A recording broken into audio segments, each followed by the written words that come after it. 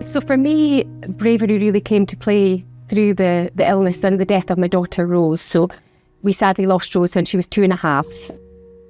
I'm Donna Black. I'm Communications Director for MD Communications, and we're a boutique communications consultancy for law firms and professional services firms. I think bravery is sometimes about being vulnerable, and it's about being open and honest and asking for help, actually. I think in the past I used to think bravery was about carrying on and pretending everything was all right, but actually when I look around at other people and I look at myself, the bravest ones are the ones who've been able to ask for help and be honest. But actually I read something which really struck a chord, which is that bravery doesn't roar, it's sometimes the quiet courage to carry on again the next day. And I think that really rings true for me. The time in my life, and continues to be the times when I need to be brave, is around my daughter Rose. Rose was born with heart problems, and sadly she died while she was waiting for a heart transplant when she was just 2.5.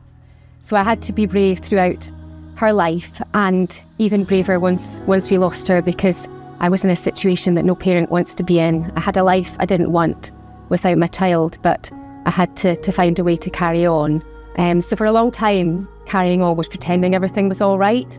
But actually, I think the bravery for me came in a few years down the line when I was able to say, I'm not okay, and to actually ask for help and to be more honest about what the whole experience was like.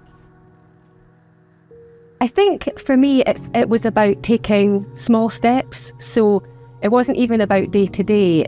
Sometimes it was about hour to hour, and just finding the bravery and the courage to carry on.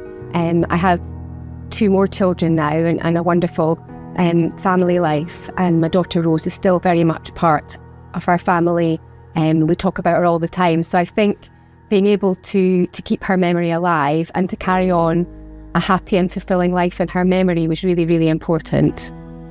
If you've got a challenge, I'd recommend breaking it down. So if you're feeling overwhelmed, just look at how you can break it down into smaller steps. I think it's really, really important to be kind to yourself, not to beat yourself up if you feel like you're not performing like you think you should be, or other people's expectations of you are.